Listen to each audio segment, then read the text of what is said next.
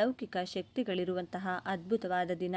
ಈ ಮಾಸದಲ್ಲೇ ಪವಿತ್ರವಾದ ದೈವಿಕ ಶಕ್ತಿ ಇರುವ ದಿನವಿದು. ಇಷ್ಟೊಂದು ಪವಿತ್ರವಾದ ಈ ದಿನದಂದು ನಾನು ಹೇಳಿದ ಪದಾರ್ಥಗಳನ್ನು ಬೆರೆಸಿ ಸ್ನಾನ ಮಾಡಿದರೆ ದೇಶದ ಎಲ್ಲ ಪವಿತ್ರ ನದಿಗಳಲ್ಲಿ ಸ್ನಾನ ಮಾಡಿದಷ್ಟು ಪುಣ್ಯ ಸಿಗುತ್ತದೆ. ಅಷ್ಟೇ ಅಲ್ಲದೆ ಜನ್ಮಾಂತರದ ಪಾಪಗಳು, ದರಿದ್ರದ ರೋಗಗಳು ಎಲ್ಲವೂ ಕೂಡ ಆ ನೀರಿನ ಮೂಲಕ ಹೊರಟು ಹೋಗುತ್ತದೆ. ಸಕಲ ಐಶ್ವರ್ಯ ಪ್ರಾಪ್ತಿಯಾಗುತ್ತದೆ. ಮಾನಸಿಕ ಹಾಗೂ ದೈಹಿಕ ರೋಗಗಳು ನಾಶವಾಗುತ್ತದೆ. ನಿಮ್ಮ ದೇಹ ಪವಿತ್ರವಾಗುತ್ತದೆ. ಹಾಗಾದರೆ ಇಂಥ ದಿವ್ಯವಾದ ದಿನದಂದು ಯಾವ ಪದಾರ್ಥಗಳನ್ನು ಬೆರೆಸಿ ಸ್ನಾನ ಮಾಡಿದರೆ ಅಷ್ಟದರಿದ್ರ ಹೋಗಿ ಅಷ್ಟೈಶ್ವರ್ಯ ಪ್ರಾಪ್ತಿಯಾಗುತ್ತದೆ ಎಂದು ಈಗ ನಾವು ನೋಡೋಣ. ಆದರೆ ಅದಕ್ಕೂ ಮುಂಚೆ ನೀವಿನ್ನೂ ನಮ್ಮ ಚಾನಲ್ನ ಸಬ್ಸ್ಕ್ರೈಬ್ ಮಾಡ್ಕೊಂಡಿಲ್ಲ ಅಂದರೆ ಖಂಡಿತ ಈಗಲೇ ಸಬ್ಸ್ಕ್ರೈಬ್ ಮಾಡ್ಕೊಳ್ಳಿ. ಹಾಗೆ ಈ ವಿಡಿಯೋ ಇಷ್ಟ ಆದರೆ ಮರೆಯದೆ ಒಂದು ಲೈಕ್ ಕೊಡಿ. ಎಲ್ಲರೂ ಭಕ್ತಿಯಿಂದ ಓಂ ಶ್ರೀ ಮಹಾಲಕ್ಷ್ಮಿ ನಮಃ ಅಂತ ಕಮೆಂಟ್ ಮಾಡಿ. ಜ್ಯೇಷ್ಠ ಅಮಾವಾಸ್ಯೆ ದಿನದಂದು ನೀವು ಮಾಡುವಂತಹ ಸ್ನಾನ ಎಷ್ಟೋ ವಿಶೇಷವಾದದ್ದು ಹಾಗೂ ಪವಿತ್ರವಾದದ್ದು. ಮುಖ್ಯವಾಗಿ 2 ಅಥವಾ ಅದಕ್ಕಿಂತ ಹೆಚ್ಚು ನದಿಗಳು ಬೆರೆಯುವ ಕಡೆ ನೀವು ಸ್ನಾನ ಮಾಡಿದರೆ ಅದರ ಪವಿತ್ರತೆ ದುಪ್ಪಟ್ಟು ಹೆಚ್ಚಾಗುತ್ತದೆ. ಅದು ಸಾಧ್ಯವಾಗದವರು ನಿಮ್ಮ ಮನೆಯಲ್ಲೇ ಈ ರೀತಿ ಸ್ನಾನ ಮಾಡಿದರೆ ನಿಮಗಿರುವಂತಹ ಸಕಲ ದರಿದ್ರ ನಿವಾರಣೆಯಾಗುತ್ತದೆ. ನಿಮ್ಮ ಮನೆಯಲ್ಲಿ ಗಂಗಾಜಲ ಸ್ವಲ್ಪ ಹಾಕ್ಕೊಂಡು ಸ್ನಾನ ಮಾಡಿ, ಅಥವಾ ಎಂದಾದರೂ ಪುಷ್ಕರಕ್ಕೆ ಹೋದಾಗ ತಂದ ನೀರಾಗಿರಬಹುದು, ಇದನ್ನು ಕೂಡ ಹಾಕ್ಕೊಂಡು ನೀವು ಸ್ನಾನ ಮಾಡಬಹುದು. ಒಂದು ವೇಳೆ ಈ 2 ನೀರು ಕೂಡ ನಿಮ್ಮ ಹತ್ತಿರ ಇಲ್ಲ ಅಂದರೆ ಎಲ್ಲರ ಮನೆಯಲ್ಲಿ ಸುಲಭವಾಗಿ ಸಿಗುವಂತಹ ಅರಿಶಿನ ಹಾಗೂ ಒಂದು ಚಿಟಿಕೆ ಕರ್ಪೂರ ಕೂಡ ಬೆರೆಸಿ ನೀವು ಸ್ನಾನ ಮಾಡಬಹುದು. ಆದರೆ ನೀವು ಸ್ನಾನ ಮಾಡುವಾಗ ಈಗ ನಾನು ಹೇಳುವಂತಹ ಮಂತ್ರವನ್ನು ಹೇಳಿಕೊಂಡು ಸ್ನಾನ ಮಾಡಿದರೆ ತುಂಬಾ ಪುಣ್ಯ ಬರುತ್ತದೆ. ಈ ಮಂತ್ರವನ್ನು ಹೇಳ್ತಾ ಸ್ನಾನ ಮಾಡೋದ್ರಿಂದ ದೇಶದ ಎಲ್ಲ ಪುಣ್ಯ ನದಿಗಳಲ್ಲಿ ಸ್ನಾನ ಮಾಡಿದಷ್ಟು ಪುಣ್ಯ ಬರುತ್ತದೆ. ಅಮೃತದಿಂದ ಸ್ನಾನ ಮಾಡಿದ ಫಲ ಸಿಗುತ್ತದೆ. ಪಿತೃಪೂಜೆ ಮಾಡಲು ಕೂಡ ತುಂಬಾ ಯೋಗ್ಯವಾದ ದಿನ. ನಿಮ್ಮ ಪೂರ್ವಿಕರನ್ನು ನೆನೆಸಿಕೊಂಡು ಅವರನ್ನು ಗೌರವಿಸುವ ಸಲುವಾಗಿ ಅವರ ಹೆಸರಿನ ಮೇಲೆ ದಾನ ಧರ್ಮ ಮಾಡುವುದು ತುಂಬ ಒಳ್ಳೆಯ ಫಲ ಕೊಡುತ್ತದೆ.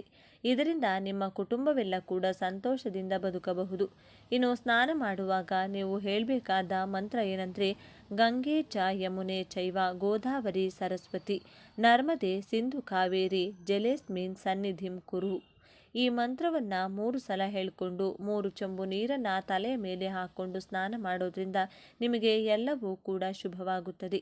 ಈಗ ನಾವು ಅಪ್ಪಿತಪ್ಪಿಯೂ ಅಮಾವಾಸ್ಯೆ ದಿನ ಮಾಡಬಾರದಂತಹ ಕೆಲಸಗಳ ಬಗ್ಗೆ ತಿಳಿಯೋಣ. ಇದು ತುಂಬಾ ಮುಖ್ಯ. ಯಾಕಂದರೆ ಕೆಲವು ಪವಿತ್ರವಾದ ದಿನಗಳಂದು ನಾವು ಮಾಡೋ ಚಿಕ್ಕ ಪುಟ್ಟ ತಪ್ಪುಗಳೇ ನಮ್ಮ ಕಷ್ಟ ಕಾಲಕ್ಕೆ ಕಾರಣವಾಗುತ್ತದೆ. ಹಾಗಾಗಿ ನಾವು ಆ ತಪ್ಪನ್ನು ಮಾಡೋದು ಬೇಡ. ಹಾಗೆ ಅಮಾವಾಸ್ಯೆಯೆಂದು ತಪ್ಪದೆ ಕೆಲವು ಕೆಲಸಗಳು ಮಾಡಲೇಬೇಕಾಗುತ್ತದೆ. ಅಮಾವಾಸ್ಯೆಯ ದಿನದಂದು ಸೂರ್ಯ ಹುಟ್ಟುವುದಕ್ಕೂ ಮುಂಚೆಯೇ ನಿದ್ದೆಯಿಂದ ಎದ್ದು ತಲೆ ಸ್ನಾನವನ್ನು ಮಾಡಬೇಕು. ತಲೆ ಸ್ನಾನ ಅಂದ ತಕ್ಷಣ ಶಾಂಪೂ, ಸೀಗೆಕಾಯಿ ಮುಂತಾದವುಗಳನ್ನು ತಲೆಗೆ ಉಜ್ಜಿ ಸ್ನಾನ ಮಾಡಬಾರದು. ಬರೀ ನೀರಿನಿಂದ ಮಾತ್ರವೇ ತಲೆ ತೊಳೆದುಕೊಳ್ಳಬೇಕು. ಹಾಗಾಗಿ ರಾತ್ರಿಯೇ ತಲೆ ಸ್ನಾನ ಮಾಡಿ ನಿದ್ದೆ ಮಾಡಿ ಬೆಳಿಗ್ಗೆ ಎದ್ದ ತಕ್ಷಣ ಬರೀ ನೀರಿನಿಂದ ತಲೆ ತೊಳೆದುಕೊಂಡ್ರೆ ಸರಿ ಹೋಗುತ್ತದೆ. ಇನ್ನು ಪವಿತ್ರವಾದ ಅಮಾವಾಸ್ಯೆಯೆಂದು ಅಪ್ಪಿತಪ್ಪಿಯೂ ಉಗುರು ಕತ್ತರಿಸುವುದು, ಕೂದಲು ಕತ್ತರಿಸುವುದು, ಶೇವಿಂಗ್ ಮಾಡುವುದು ಮುಂತಾದವುಗಳನ್ನು ಮಾಡಬೇಡಿ. ಇವುಗಳನ್ನು ಮಾಡಿದರೆ ದರಿದ್ರ ದೇವತೆ ಮನೆಯೊಳಗೆ ಪ್ರವೇಶಿಸುತ್ತಾಳೆ. ಹಾಗೆ ಅಮಾವಾಸ್ಯೆ ದಿನ ಮಧ್ಯಾಹ್ನ ಮಾತ್ರವೇ ಊಟ ತಿನ್ನಬೇಕು. ಬೆಳಿಗ್ಗೆ ಹಾಗೂ ರಾತ್ರಿ ಯಾವ ಪರಿಸ್ಥಿತಿಯಲ್ಲೂ ತಿಂಡಿ ಹಾಗೂ ಊಟ ತಿನ್ನಬಾರದು. ಅಲ್ಪಾಹಾರ ಬೇಕಾದರೆ ತೆಗೆದುಕೊಳ್ಳಬಹುದು. ನಿಮ್ಮ ಆರೋಗ್ಯದ ಸ್ಥಿತಿಗತಿ ಬದಲಾಗದೇ ಇರಬೇಕು ಅಂದರೂ, ನಾವು ಶಕ್ತಿಹೀನರಾಗಬಾರ್ದು ಅಂದರೂ ಮನೆಯಲ್ಲಿ ಅಪ್ಪಿತಪ್ಪಿಯೂ ಈ ಪದಾರ್ಥ ಬಳಸಿ ಅಡುಗೆಯನ್ನು ಮಾಡಬಾರ್ದು. ಅಮಾವಾಸ್ಯೆ ದಿನ ಏನಾದರೂ ಮಾಂಸಾಹಾರ ಮನೆಯಲ್ಲಿ ತಯಾರಿಸಿದರೆ ಅಷ್ಟದರಿದ್ರ ಸುತ್ತಿಕೊಳ್ಳುತ್ತದೆ. ಅಮಾವಾಸ್ಯೆ ದಿನ ಕೆಲವು ದುಷ್ಟಶಕ್ತಿಗಳು ಮನುಷ್ಯರ ದೇಹದ ಮೇಲೆ ಕೆಟ್ಟ ಪರಿಣಾಮ ಬೀರಲು ಕಾಯುತ್ತಿರುತ್ತವೆ. ಎಲ್ಲಿ ರಕ್ತ, ಮಾಂಸ ಮುಂತಾದ ಅಪವಿತ್ರ ಪದಾರ್ಥಗಳು ಇರುತ್ತದೋ ಅಲ್ಲಿ ನಕಾರಾತ್ಮಕ ಶಕ್ತಿ ಹೆಚ್ಚು ಆಕರ್ಷವಾಗುತ್ತದೆ. ಆದ್ದರಿಂದಲೇ ಮಂತ್ರವಾದಿಗಳು ಅಮಾವಾಸ್ಯೆ ದಿನ ಬಲಿ ಕೊಟ್ಟು ಪೂಜೆ ಮಾಡ್ತಾರೆ. ಹಾಗಾಗಿ ಯಾವುದೇ ನಕಾರಾತ್ಮಕ ಶಕ್ತಿ ನಿಮ್ಮ ಹತ್ರ ಆಕರ್ಷಿತವಾಗಬಾರ್ದು ಅಂದರೆ ಮನೆಯಲ್ಲಿ ಮಾಂಸಾಹಾರ ತಯಾರಿಸಬೇಡಿ. ಹಾಗಂತ ಹೊರಗೂ ಕೂಡ ಹೋಗಿ ತಿನ್ನಬೇಡಿ. ಆ ರೀತಿ ತಿಂದರೆ ದೇಹ ಒತ್ತಡಕ್ಕೆ ಗುರಿಯಾಗಿ ಅನೇಕ ಆರೋಗ್ಯ ಸಮಸ್ಯೆಗಳು ತಲೆ ಎತ್ತುತ್ತವೆ. ಭವಿಷ್ಯದಲ್ಲಿ ನಮ್ಮ ದೇಹ ರೋಗಗಳಿಗೆ ತವರು ಮನೆಯಾಗಿರುತ್ತದೆ ಎಂದು ಶಾಸ್ತ್ರಗಳು ಹೇಳುತ್ತಿವೆ. ಹಾಗಾಗಿ ಅಮಾವಾಸ್ಯೆಯೆಂದು ನೀವು ಮದ್ಯಪಾನ, ಮಾಂಸಾಹಾರ ಹಾಗೂ ಧೂಮ್ರಪಾನದಿಂದ ದೂರ ಇರಬೇಕು. ಹಾಗೆ ಅಮಾವಾಸ್ಯೆ ದಿನ ಮಧ್ಯಾಹ್ನ ನಿದ್ದೆ ಮಾಡಬಾರದು. ಮಧ್ಯಾಹ್ನ ನಿದ್ದೆ ಮಾಡಿದರೂ ಕೂಡ ದರಿದ್ರ ದೇವತೆ ಮನೆಯೊಳಗೆ ಬರುತ್ತಾಳೆ. ಅದೇ ರೀತಿ ಅಮಾವಾಸ್ಯೆ ದಿನ ಬೆಳಿಗ್ಗೆ 5ರಿಂದ 6 ಗಂಟೆ ಮಧ್ಯದಲ್ಲೂ ಕೂಡ ನಿದ್ದೆ ಮಾಡಬಾರದು. ಅಂದರೆ ನೀವು ಬೆಳಿಗ್ಗೆ 5 ಗಂಟೆಗೂ ಮುಂಚೆಯೇ ಎದ್ದಿರಬೇಕು. ಅದೇ ರೀತಿ ಸಂಜೆ 5ರಿಂದ 6 ಗಂಟೆ ಮಧ್ಯದಲ್ಲೂ ಕೂಡ ನಿದ್ದೆ ಮಾಡಬಾರದು. ಈ ಎರಡೂ ಸಮಯದಲ್ಲಿ ನಿದ್ದೆ ಮಾಡಿದರೂ ಕೂಡ ದರಿದ್ರ ಮುತ್ತಿಕೊಳ್ಳುತ್ತದೆ. ಹಾಗೆ ಅಮಾವಾಸ್ಯೆ ದಿನ ಮಧ್ಯಾಹ್ನ ಬಡವರಿಗೆ ಅನ್ನದಾನ ಮಾಡಿದರೆ ತುಂಬ ಒಳ್ಳೆಯದು. ಹಾಗೆ ಅಮಾವಾಸ್ಯೆ ದಿನ ಸ್ನಾನ ಮಾಡಿದ ನಂತರ ನೀವು ಪಿತೃದೇವತೆಗಳಿಗೆ ತರ್ಪಣ ಬಿಟ್ಟರೆ ತುಂಬ ಒಳ್ಳೆಯದು. ಮನೆಯ ಯಜಮಾನರು ಈ ದಕ್ಷಿಣದ ಕಡೆಗೆ ಮುಖ ಮಾಡಿ ನಿಂತುಕೊಂಡು ಕುಟುಂಬದಲ್ಲಿ ಮೃತಪಟ್ಟ ಪೂರ್ವಿಕರನ್ನ ನೆನೆಸಿಕೊಂಡು ಅವರ ಹೆಸರನ್ನು ಹೇಳುತ್ತಾ ಕಪ್ಪು ಎಳ್ಳನ್ನು ನೀರಿನಲ್ಲಿ ಪಿತೃದೋಷವನ್ನು ನಿವಾರಿಸಿಕೊಂಡು ನಿಮ್ಮ ಕುಟುಂಬ ಅಭಿವೃದ್ಧಿಯಾಗುತ್ತದೆ. ಮನೆಯಲ್ಲಿ ಇರುವಂತಹ ಎಲ್ಲ ಸಮಸ್ಯೆಗಳು ಹೋಗಿ ಶುಭ ಉಂಟಾಗುತ್ತದೆ. ಹಾಗೆ ಅಮಾವಾಸ್ಯೆ ದಿನ ರಾತ್ರಿ ಗಂಡ ಹೆಂಡತಿ ಯಾವ ಪರಿಸ್ಥಿತಿಯಲ್ಲೂ ಒಂದಾಗಬಾರದು. ಏಕೆಂದರೆ ಅಮಾವಾಸ್ಯೆ ದಿನ ರಾತ್ರಿ ಅಧಿಕ ಸಂಖ್ಯೆಯಲ್ಲಿ ದೆವ್ವಭೂತಗಳು ನಕಾರಾತ್ಮಕ ಶಕ್ತಿ ಸಂಚರಿಸುತ್ತಿರುತ್ತದೆ. ಅಮಾವಾಸ್ಯೆ ದಿನ ಅವುಗಳ ಶಕ್ತಿ 100 ಪಟ್ಟು ಹೆಚ್ಚಿರುತ್ತದೆ. ಗಂಡು ಹೆಣ್ಣು ಒಂದಾಗುವ ಸಮಯದಲ್ಲಿ ಅವರ ದೇಹ ಸ್ವಲ್ಪ ಶಕ್ತಿಹೀನವಾಗಿರುತ್ತದೆ. ಹಾಗಾಗಿ ಆ ಸಮಯದಲ್ಲಿ ದೇಹದೊಳಗೆ ನಕಾರಾತ್ಮಕ ಶಕ್ತಿ ಸುಲಭವಾಗಿ ಪ್ರವೇಶಿಸುತ್ತದೆ. ಇನ್ನು ಇದನ್ನು ಹೊರತುಪಡಿಸಿ ಅಮಾವಾಸ್ಯೆ ದಿನ ತಪ್ಪದೆ ಶ್ರೀ ಮಹಾಲಕ್ಷ್ಮಿಯನ್ನು ಪೂಜಿಸಬೇಕು. ಮನೆ ಒರೆಸುವಾಗ ನೀರಿನಲ್ಲಿ ಕಲ್ಲುಪ್ಪನ್ನು ಹಾಕಿ ಒರೆಸಿಕೊಳ್ಬೇಕು. ಬಳಿಕ ದೇವರ ಮನೆಯಲ್ಲಿ ಲಕ್ಷ್ಮೀ ದೇವಿ ಫೋಟೋ ಮುಂದೆ ಅರಳಿ ಎಲೆಯ ಮುಂದೆ ತುಪ್ಪದ ದೀಪ ಹಚ್ಚಿ ಭಕ್ತಿಯಿಂದ ದೇವಿಯನ್ನು ಪೂಜಿಸಬೇಕು.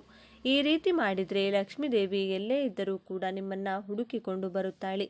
ಎರಡನೆಯದಾಗಿ ಇಷ್ಟಪಟ್ಟಂತಹ ವರ ಸಿಗಬೇಕು, ಮದುವೆ ಆಗಬೇಕು ಅಥವಾ ಮದುವೆ ಆದವ ಗಂಡ ಆಯಸ್ಸು ವೃದ್ಧಿಯಾಗಬೇಕು. ಗಂಡ ಮಾಡುವಂತಹ ಪ್ರತಿ ಕೆಲಸದಲ್ಲೂ ಯಶಸ್ಸು ಪ್ರಾಪ್ತಿಯಾಗಿ ನಮ್ಮ ಕುಟುಂಬ ಸದಾ ಕಾಲ ಚೆನ್ನಾಗಿರಬೇಕು ಅಂದರೆ ಒಂದು ಪ್ರತ್ಯೇಕ ವ್ರತಾಚರಣೆಯನ್ನು ಮಾಡಿಕೊಳ್ಳಿ. ಈ ಒಂದು ವ್ರತಕ್ಕೆ ವಟಸಾವಿತ್ರಿ ವ್ರತ ಎಂದು ಕರೆಯಲಾಗುತ್ತದೆ. ಮನೆಯ ಬಳಿ ಇರುವಂತಹ ಆಲದ ಮರದ ಬಳಿ ಹೋಗಿ ಗಂಡನ ಆಯಸ್ಸು ವೃದ್ಧಿಗೆ ಅಥವಾ ಮದುವೆ ಭಾಗ್ಯ ಕೂಡಿ ಬರಲು ಈ ಒಂದು ಪೂಜೆಯನ್ನು ಮಾಡಬೇಕು. ದೊಡ್ಡ ದೊಡ್ಡ ಗುರುಗಳು ಸಾಧು ಸಂತರು ಎಷ್ಟೋ ವರ್ಷಗಳ ಕಾಲ ಆಲದ ಮರದ ಕೆಳಗೆ ಕುಳಿತು ವಿಶೇಷ ತಪಸ್ಸುಗಳನ್ನು ಮಾಡಿರುತ್ತಾರೆ. ವಟವೃಕ್ಷ ಎಂದರೆ ಆಲದ ಮರ ಎಂದರ್ಥ. ಆಲದ ಮರದ ಕೆಳಗಡೆ ಸತ್ಯವಾನನ ದೇಹವನ್ನು ತೊಡೆಯ ಮೇಲೆ ಮಲಗಿಸಿಕೊಂಡು ಕುಳಿತಿದ್ದಳು. ಸಾವಿತ್ರಿ ಯಮನನ್ನು ಬೇಡಿಕೊಂಡಿದ್ದು ಇದೇ ಮರದ ಕೆಳಗೆ. ನಂತರ ಸತ್ಯವಾನನಿಗೆ ದೀರ್ಘಾಯುಷ್ಯವನ್ನು ನೀಡಿದ್ದು ಅದೇ ಆಲದ ಮರದ ಕೆಳಗೆ. ಆದ್ದರಿಂದ ಈ ದಿನ ಆಲದ ಮರಕ್ಕೆ ಈ ವಿಧವಾಗಿ ಪೂಜೆಯನ್ನು ಮಾಡಿಕೊಳ್ಬೇಕು.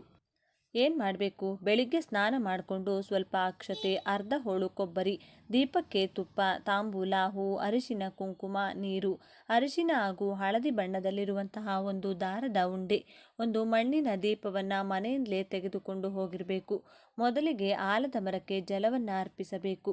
ನಂತರ ಮಣ್ಣಿನ ದೀಪವನ್ನಿಟ್ಟು ದೀಪಾರಾಧನೆಯನ್ನು ಮಾಡಿಕೊಳ್ಬೇಕು. ನಂತರ ವೀಳ್ಯದೆಲೆಯ ಮೇಲೆ ಅರ್ಧ ಹೋಳಿನಷ್ಟು ಕೊಬ್ಬರಿಯನ್ನು ತೆಗೆದುಕೊಂಡು ಹೋಗಿರ್ತಿರಲ್ಲ, ಆ ಒಂದು ಕೊಬ್ಬರಿಯನ್ನು ಇಟ್ಟು ಅದಕ್ಕೆ ತುಪ್ಪವನ್ನು ಹಾಕಿ ದೀಪಾರಾಧನೆಯನ್ನು ಮಾಡಿಕೊಳ್ಬೇಕು. ನಂತರ ಕೆಂಪು ಹಾಗೂ ಹಳದಿ ಬಣ್ಣದ ದಾರ ಉಂಡೆಯ ದಾರವನ್ನು 108 ಬಾರಿ ಪ್ರದಕ್ಷಿಣೆಯನ್ನು ಮಾಡ್ತಾ ಒಂದೊಂದು ಸಹಸ್ರ ಸುತ್ತಬೇಕಾಗುತ್ತದೆ.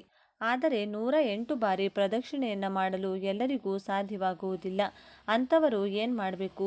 1 ಪ್ರದಕ್ಷಿಣೆ, 3 ಪ್ರದಕ್ಷಿಣೆ ಅಥವಾ 5 ಬಾರಿ ಪ್ರದಕ್ಷಿಣೆಯನ್ನು ಮಾಡಿ ನೀವು ಪ್ರದಕ್ಷಿಣೆ ಮಾಡಿದ ಸಂಖ್ಯೆಯಲ್ಲಿಯೇ ಆಲದ ಮರಕ್ಕೆ ದಾರವನ್ನು ಸುತ್ತಬೇಕು.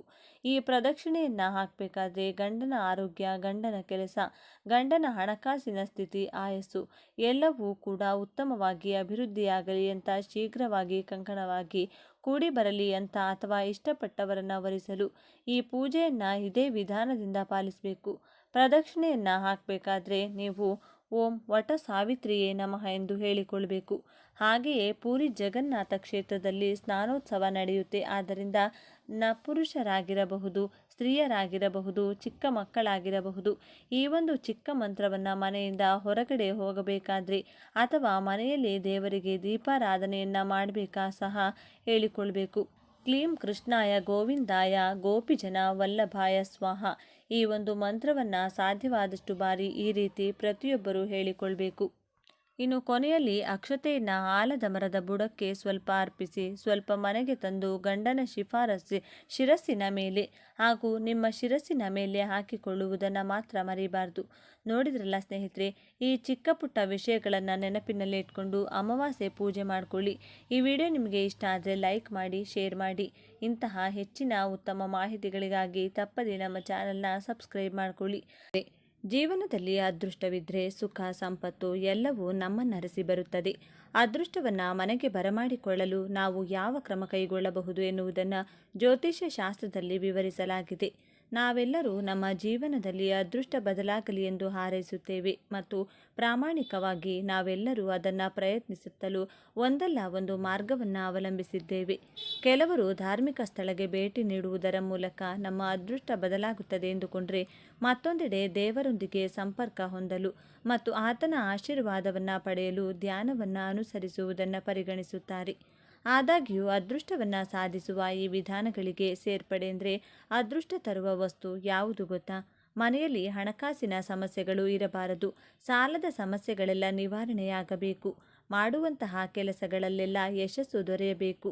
ಸಂತಾನ ಪ್ರಾಪ್ತವಾಗಬೇಕು ಹಾಗೂ ಮಕ್ಕಳು ಸಹ ಓದಬೇಕು ಹಾಗೂ ಕೆಲಸ ಕಾರ್ಯಗಳಲ್ಲಿ ಮುಂದೆ ಬರಬೇಕು ಎಂದರೆ ಅದಕ್ಕೆ ಮಹಾಲಕ್ಷ್ಮಿಯ ಅನುಗ್ರಹ ಬೇಕೇ ಬೇಕು.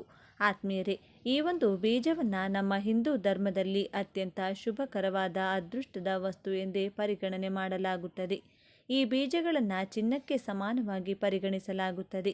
ಈ ಬೀಜಗಳು ಮನೆಯಲ್ಲಿದ್ದರೆ ಸಾಕು, ಮಹಾಲಕ್ಷ್ಮೀ ದೇವಿ ಕೃಪೆಗೆ ಪಾತ್ರರಾಗಬಹುದು. ಸಂಪತ್ತು ಆಕರ್ಷಿತಗೊಳ್ಳುವುದಲ್ಲದೆ ಗ್ರಹದೋಷಗಳಿಗೂ ಸಹ ಪರಿಹಾರವನ್ನು ಕಂಡುಕೊಳ್ಳಬಹುದು. ಮುರಿದ ಸಂಬಂಧಗಳನ್ನು ಮರುನಿರ್ಮಿಸಲು, ನಕಾರಾತ್ಮಕತೆಯನ್ನು ದೂರ ಮಾಡಲು ಹಾಗೂ ಅಪಾಯಗಳ ವಿರುದ್ಧ ಹೋರಾಡಲು ಈ ಬೀಜಗಳು ಪರಿಣಾಮಕಾರಿಯಾಗಿ ಕೆಲಸ ಮಾಡುತ್ತವೆ. ನಾವಿಂದು ಹೇಳ ಹೊರಟಿರುವಂಥ ವಸ್ತುವಿನ ಹೆಸರೇ ಗುಲಗಂಜಿ. ಕಡು ಕೆಂಪಗಿನ ಮೈಬಣ್ಣ ಹಾಗೂ ಕಪ್ಪು ಚುಕ್ಕೆ ಇರುವಂತಹ ಸಣ್ಣ ಬೀಜವೇ ಗುಲಗಂಜಿ. ಇದು ಮೊಟ್ಟೆಯ ಆಕಾರದಲ್ಲಿರುತ್ತದೆ. ನಮ್ಮ ಈ ಪ್ರಸ್ತುತ ಸಂಚಿಕೆಯಲ್ಲಿ ಗುಲಗಂಜಿ ಏಕಿಷ್ಟು ವಿಶೇಷ, ಈ ಗುಲಗಂಜಿಯಿಂದ ಲಕ್ಷ್ಮಿ ಕಟಾಕ್ಷಕ್ಕೆ ಪಾತ್ರರಾಗುವುದು ಹೇಗೆ ಎಂಬಿತ್ಯಾದಿ ಕುತೂಹಲಭರಿತ ಮಾಹಿತಿಗಳನ್ನೆಲ್ಲ ಒಂದೊಂದಾಗಿ ತಿಳಿದುಕೊಳ್ಳೋಣ. ಅದಕ್ಕೂ ಮುಂಚೆ ನೀವಿನ್ನು ಚಾನಲ್ಗೆ ಸಬ್ಸ್ಕ್ರೈಬ್ ಆಗಿಲ್ಲ ಅಂದರೆ ಈಗಲೇ ಸಬ್ಸ್ಕ್ರೈಬ್ ಆಗಿ, ಹಾಗೆ ವಿಡಿಯೋಗೆ ಲೈಕ್ ಮಾಡಿ, ವಿಡಿಯೋ ಸ್ಕಿಪ್ ಮಾಡದೆ ಕೊನೆ ತನಕ ನೋಡಿ. ಎಲ್ಲರೂ ಭಕ್ತಿಯಿಂದ ಓಂ ಶ್ರೀ ಮಹಾಲಕ್ಷ್ಮಿ ನಮಃ ಅಂತ ಕಮೆಂಟ್ ಮಾಡಿ. ಗುಲಗಂಜಿ ಈ ಮಣಿಗಳನ್ನು ಹಿಂದೂ ಧರ್ಮದಲ್ಲಿ ಅತ್ಯಂತ ಶುಭಕರವಾದ ಅದೃಷ್ಟದ ವಸ್ತು ಎಂದು ಪರಿಗಣಿಸಲಾಗಿದೆ. ಇದರ ಗಿಡಗಳು ಹೆಚ್ಚಾಗಿ ಅರಾವಳಿ ಪರ್ವತದಲ್ಲಿ ಬೆಳೆಯುತ್ತವೆ. ನಂಬಿಕೆಯ ಪ್ರಕಾರ ಇದು ಯಾರ ಕೈ ಸೇರಬೇಕೋ ಅವರ ಕೈಯನ್ನೇ ಸೇರುತ್ತದೆಯಂತೆ. ಈ ಮಣಿಗಳಿಗೆ ಸಂಬಂಧಿಸಿದ ಇನ್ನೊಂದು ನಂಬಿಕೆ ಅಂದರೆ ಇದು ಎಂದಿಗೂ ದುರದೃಷ್ಟಕರ ವ್ಯಕ್ತಿಯೊಂದಿಗೆ ಇರುವುದಿಲ್ಲ. ಆದ್ದರಿಂದ ನೀವು ಅವುಗಳನ್ನು ಕಳೆದುಕೊಂಡ್ರೆ ನಿಮ್ಮ ಕರ್ಮವನ್ನು ನೀವು ಬದಲಾಯಿಸಬೇಕಾಗಿದೆ ಎನ್ನುವುದನ್ನು ಅರ್ಥ ಮಾಡಿಕೊಳ್ಳಿ. ಈ ಮಣಿಗಳು ಲಕ್ಷ್ಮೀ ದೇವರನ್ನು ಸಂಕೇತಿಸುತ್ತವೆ. ಆದ್ದರಿಂದ ಯಾವಾಗಲೂ ಲಾಕರ್, ಪರ್ಸ್, ವ್ಯಾಲೆಟ್ ಇತ್ಯಾದಿಗಳಲ್ಲಿ ಇಡಬೇಕು. ಇವು ಸಂಪತ್ತನ್ನು ನೀಡುವುದರ ಜೊತೆಗೆ ಮುರಿದ ಸಂಬಂಧಗಳನ್ನು ಪುನರ್ನಿರ್ಮಿಸಲು, ನಕಾರಾತ್ಮಕತೆಯನ್ನು ದೂರವಿಡಲು ಮತ್ತು ದೈಹಿಕ ಅಪಾಯಗಳ ವಿರುದ್ಧ ಹೋರಾಡಲು ಗುಲಗಂಜಿ ಮಣಿಗಳು ಸಹಾಯ ಮಾಡುತ್ತವೆ. ಇನ್ನೊಂದು ವಿಚಾರವೆಂದರೆ ಈ ಗುಲಗಂಜಿ ಅತ್ಯಂತ ವಿಷಕಾರಿಯೂ ಹೌದು. ಗುಲಗಂಜಿ ನೋಡಲು ಕೃತಕ ವಸ್ತುವಿನಂತೆ ಕಂಡುಬಂದರೂ ಇದೊಂದು ಪ್ರಕೃತಿ ದತ್ತವಾಗಿ ಬರುವಂತಹ ಸಂಪತ್ತು. ಗುಲಗಂಜಿ ದ್ವಿದಳ ಸಸ್ಯಗಳಲ್ಲಿ ಬಿಡುವಂತಹ ಒಂದು ಬೀಜ. ಇದರ ಗಾತ್ರ ಹಲಸಂದೆ ಕಾಳಿನಷ್ಟಿರುತ್ತದೆ. ಕೆಂಪು ಬಣ್ಣದ ಚಿಕ್ಕ ಹವಳಗಳಂತೆ ಇರುವುದರಿಂದ ಹವಳ ಬಟಾಣಿ ಎಂದು ಸಹ ಕರೆಯುತ್ತಾರೆ. ಗುಲಗಂಜಿಯ ಗಿಡ ಹಳದಿ ಬಣ್ಣದ್ದಾಗಿದ್ದು ಕೆಂಪು ಹೂಗಳನ್ನು ಬಿಡುತ್ತದೆ. ಇದು ಬೇರೆ ಮರಗಳನ್ನು ಆಶ್ರಯಿಸಿ ಬೆಳೆಯುವಂತಹ ಬಳ್ಳಿಯಾಗಿದೆ. ಸಾಮಾನ್ಯವಾಗಿ ಒಂದು ಗೊಂಚಲಿನಲ್ಲಿ ಅನೇಕ ಫಲಗಳಿರುತ್ತವೆ. ಒಂದೊಂದು ಫಲದಲ್ಲಿಯೂ ಸಹ 3 ರಿಂದ 5 ಬೀಜಗಳಿರುತ್ತವೆ. ಕಾಡುಗಳಲ್ಲಿ ಯಥೇಚ್ಛವಾಗಿ ಬೆಳೆಯುವುದರಿಂದ ಗುಲಗಂಜಿಯನ್ನು ಕಾಡಿನ ರಾಣಿ ಎಂದು ಸಹ ಕರೆಯಲಾಗುತ್ತದೆ. ಕಡು ಕೆಂಪಗಿನ ಮೈಬಣ್ಣ ಮತ್ತು ಕಪ್ಪು ಚುಕ್ಕೆ ಇರುವ ಗುಲಗಂಜಿಯ ಸೌಂದರ್ಯಕ್ಕೆ ಮನಸೋಲದವರೇ ಇಲ್ಲ. ಚೀನಾ ದೇಶದಲ್ಲಿ ಗುಲಗಂಜಿ ಪ್ರೀತಿಯ ಸಂಕೇತವಾಗಿದೆ. ಕೆಂಪು ಮಾತ್ರವಲ್ಲದೆ ಬಿಳಿ, ಹಳದಿ, ಹಸಿರು ಹಾಗೂ ಕಪ್ಪು ಬಣ್ಣಗಳಲ್ಲಿಯೂ ಸಹ ಗುಲಗಂಜಿ ಲಭ್ಯವಿರುತ್ತದೆ. ಗುಲಗಂಜಿಗಳಲ್ಲಿ ಹಸಿರು ಮತ್ತು ಕಪ್ಪು ಗುಲಗಂಜಿಗಳು ದೊರಕುವುದೇ ಬಹಳ ವಿರಳ. ಪ್ರಾಚೀನ ಕಾಲಗಳಲ್ಲಿ ಬಂಗಾರದ ಅಂಗಡಿಗಳಲ್ಲಿ ಚಿನ್ನವನ್ನು ತೂಕ ಮಾಡಲು ಗುಲಗಂಜಿ ಬೀಜಗಳನ್ನು ಬಳಸಲಾಗ್ತಿತ್ತು. ಎಲ್ಲ ಗುಲಗಂಜಿ ಬೀಜಗಳು ಒಂದೇ ತೂಕವನ್ನು ಹೊಂದಿರುವುದು ಮತ್ತೊಂದು ವಿಶೇಷ. ಒಂದು ಗುಲಗಂಜಿ ಬೀಜದ ತೂಕ 125 ml ನಷ್ಟಿರುತ್ತದೆ. ಎಷ್ಟು ಬೀಜಗಳು ಸೇರಿ 8 ಬೀಜಗಳು ಸೇರಿ 1 ಗ್ರಾಂ ತೂಗುತ್ತವೆ.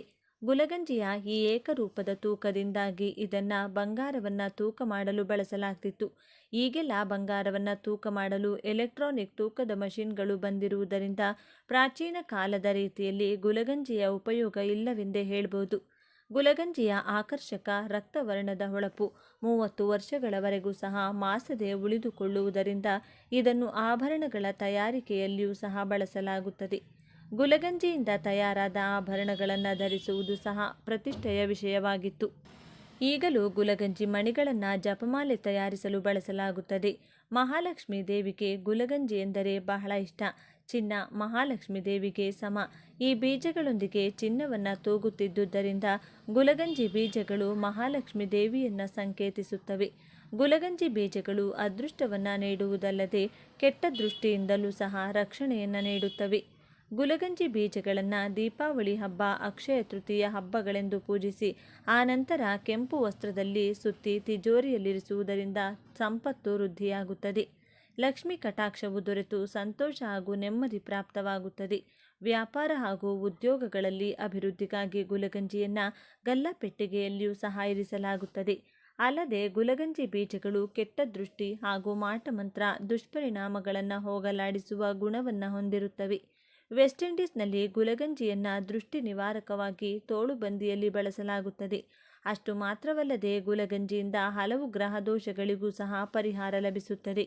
ಬಿಳಿ ಬಣ್ಣದ ಗುಲಗಂಜಿಯನ್ನು ಮನೆಯಲ್ಲಿ ಇಟ್ಟುಕೊಳ್ಳುವುದರಿಂದ ಶುಕ್ರ ಗ್ರಹ ದೋಷ, ಕೆಂಪು ಬಣ್ಣದ ಗುಲಗಂಜಿಯನ್ನು ಕುಜದೋಷ, ಕಪ್ಪು ಬಣ್ಣದ ಗುಲಗಂಜಿಯಿಂದ ಶನಿದೋಷ, ಹಳದಿ ಬಣ್ಣದ ಗುಲಗಂಜಿಯಿಂದ ಗುರುದೋಷ ಹಾಗೂ ಹಸಿರು ಬಣ್ಣದ ಗುಲಗಂಜಿಯಿಂದ ಬುಧದೋಷ ನಿವಾರಣೆಯಾಗುತ್ತದೆ. ಗುಲಗಂಜಿಯ ಕುರಿತು ಅನೇಕ ಜನಪದದ ನಂಬಿಕೆಗಳಿವೆ. ಗುಲಗಂಜಿಯು ಯಾರ ಕೈಯನ್ನು ಸೇರಬೇಕೋ ಅವರ ಕೈಯನ್ನು ಮಾತ್ರ ಸೇರುತ್ತದೆ. ಕೆಟ್ಟ ಚಿಂತನೆ ಮತ್ತು ಕೆಟ್ಟ ದೃಷ್ಟಿ ಹೊಂದಿರುವ ವ್ಯಕ್ತಿಯೊಂದಿಗೆ ಗುಲಗಂಜಿ ಇರುವುದಿಲ್ಲ ಎಂಬುದು ನಮ್ಮ ಹಿಂದೂಗಳಲ್ಲಿ ಪುರಾತನ ಕಾಲದಿಂದಲೂ ಇರುವಂತಹ ಒಂದು ನಂಬಿಕೆ. ಇತ್ತೀಚಿನ ಕಾಲಘಟ್ಟದಲ್ಲಿ ಗುಲಗಂಜಿ ಬೀಜಗಳಲ್ಲಿ ಕಪ್ಪು ಬಣ್ಣ ಕಡಿಮೆಯಾಗುತ್ತಾ ಬಂದಿದೆ. ಯಾವಾಗ ಗುಲಗಂಜಿಯಲ್ಲಿ ಕಪ್ಪು ಬಣ್ಣವೇ ಇರುವುದಿಲ್ಲವೋ ಆಗ ಪ್ರಳಯವಾಗುತ್ತದೆ ಎಂಬುದು ಜನಪದದ ನಂಬಿಕೆ. ಎಲ್ಲ ವಸ್ತುಗಳಲ್ಲಿಯೂ ಒಳ್ಳೆಯದು ಮತ್ತು ಕೆಟ್ಟದ್ದು ಎಂಬ ಎರಡು ಮುಖಗಳಿರುವಂತೆ ಗುಲಗಂಜಿಯಲ್ಲಿಯೂ ಸಹ ಒಂದು ಕೆಟ್ಟ ಅಂಶವಿದೆ. ಅದೇ ಗುಲಗಂಜಿಯಲ್ಲಿರುವಂತಹ ವಿಷ. ಗುಲಗಂಜಿಯ ಬೀಜದಲ್ಲಿ ಅಬ್ರಿನ್ ಎಂಬ ಅಪಾಯಕಾರಿ ವಿಷವಿರುತ್ತದೆ. ಇದು ನಾಗರ ಹಾವಿನ ವಿಷಕ್ಕಿಂತಲೂ ಬಹಳ ವಿಷಕಾರಿ. ಮತ್ತೊಂದು ವಿಶೇಷತೆ ಎಂದರೆ ಗುಲಗಂಜಿಯ ಬೀಜದಲ್ಲಿ ಮಾತ್ರ ಈ ವಿಷವಿರುತ್ತದೆ. ಕಾಂಡ, ಎಲೆಗಳಲ್ಲಿ ಈ ವಿಷ ಕಂಡು ಬರುವುದಿಲ್ಲ. ಅದರಲ್ಲಿಯೂ ಗುಲಗಂಜಿ ಬೀಜದ ಮೇಲ್ಭಾಗದಲ್ಲಿ ಯಾವುದೇ ವಿಷವಿರುವುದಿಲ್ಲ. ಬೀಜದ ತಿರುಳಿನಲ್ಲಿ ವಿಷವಿರುತ್ತದೆ. ಹಾಗಾಗಿಯೇ ಬೀಜವನ್ನು ಜಗಿದರೆ ಅಪಾಯವಾಗುವ ಸಾಧ್ಯತೆ ಇರುತ್ತದೆ. ಏಕೆಂದರೆ ಬೀಜವನ್ನು ಅಗೆದಾಗಲೇ ಅದರ ವಿಷಕಾರಿ ಹೊರಗೆ ಬರುವುದು. ಇದೇ ಕಾರಣಕ್ಕೆ ಮಕ್ಕಳಿಂದ ಗುಲಗಂಜಿಯನ್ನು ದೂರವಿಡಲೇಬೇಕು. ಗುಲಗಂಜಿಯಲ್ಲಿರುವ ವಿಷದ ಕಾರಣದಿಂದಾಗಿಯೇ ಗುಲಗಂಜಿಯನ್ನು ವಿಶ್ವಯುದ್ಧದಲ್ಲಿ ಶತ್ರು ಸೈನಿಕರನ್ನು ಕೊಲ್ಲಲು ಬಳಸಲಾಗಿತ್ತು ಎಂಬ ಬಗ್ಗೆ ದಾಖಲೆಗಳಿವೆ. ಗುಲಗಂಜಿ ಬೀಜಗಳನ್ನು ಅರೆದು ಯುದ್ಧಕ್ಕೆ ಬಳಸುವ ಖಡ್ಗ, ಕತ್ತಿ ಹಾಗೂ ಇತರ ಆಯುಧಗಳಿಗೆ ಲೇಪಿಸಿ ಶತ್ರು ಸೈನಿಕರನ್ನು ಕೊಲ್ಲಲು ಬಳಸುತ್ತಿದ್ದರಂತೆ. ವಿಷದ ಕಾರಣದಿಂದಾಗಿಯೇ ಗುಲಗಂಜಿಯ ಬೀಜಗಳನ್ನು ಕೀಟನಾಶಕ, ಕಳೆನಾಶಕಗಳಾಗಿ ಬಳಸಲಾಗುತ್ತದೆ. ಗುಲಗಂಜಿಯ ಬೀಜ ವಿಷವಾದರೂ ಗುಲಗಂಜಿ ಸಸ್ಯದಲ್ಲಿ ಅನೇಕ ಕಡೆ ಇರುವುದರಿಂದ ಅದು ಔಷಧಗಳ ಗಣಿಯಾಗಿದೆ. ಹಾಗಾಗಿಯೇ ಆಯುರ್ವೇದದಲ್ಲಿ ಗುಲಗಂಜಿಯನ್ನು ಔಷಧವಾಗಿ ಬಳಸಲಾಗುತ್ತದೆ. ಸಂಧಿವಾತ, ಜ್ವರ, ಚರ್ಮರೋಗ, ಬಾಯಿ ಹುಣ್ಣು, ಹಲ್ಲು ನೋವು, ಮಾನಸಿಕ ಕಾಯಿಲೆಗಳು, ಅಲ್ಸರ್, ವಾತ, ಶ್ವಾಸಕೋಶದ ಸಂಬಂಧಿತ ಕಾಯಿಲೆಗಳು, ಕೂದಲು ಉದುರುವಿಕೆಗೆ, ನೆಗಡಿ ಹೀಗೆ ಅನೇಕ ಸಮಸ್ಯೆಗಳಿಗೆ ಗುಲಗಂಜಿಯ ಬೇರು ಮತ್ತು ಎಲೆಗಳನ್ನು ಬಳಸಲಾಗುತ್ತದೆ. ಆತ್ಮೀಯ ವೀಕ್ಷಕರೇ, ಗುಲಗಂಜಿಯ ಕುರಿತಾಗಿ ಹಲವಾರು ವಿಶೇಷ ಮಹತ್ವದ ಮಾಹಿತಿಯನ್ನು ತಿಳಿದುಕೊಂಡ ನಿಮ್ಮೆಲ್ಲರಿಗೂ ಆ ಭಗವಂತನ ಕೃಪಾ ಕಟಾಕ್ಷ ಸದಾ ಇರಲೆಂದು ಕೋರಿಕೊಳ್ಳುತ್ತಾ ಈ ದಿನದ ಸಂಚಿಕೆಯನ್ನು ಮುಗಿಸುತ್ತಿದ್ದೇನೆ. ವೀಕ್ಷಕರೇ, ನಿಮಗೆ ಈ ವಿಡಿಯೋ ಇಷ್ಟವಾಗಿದ್ದಲ್ಲಿ ಲೈಕ್ ಮಾಡಿ, ಶೇರ್ ಮಾಡಿ ಮತ್ತು ಸಬ್ಸ್ಕ್ರೈಬ್ ಮಾಡಿ ಹಾಗೂ ಬೆಲ್ ಬಟನ್ ಒತ್ತೋದನ್ನು ಮರಿಬೇಡಿ. ಧನ್ಯವಾದಗಳು.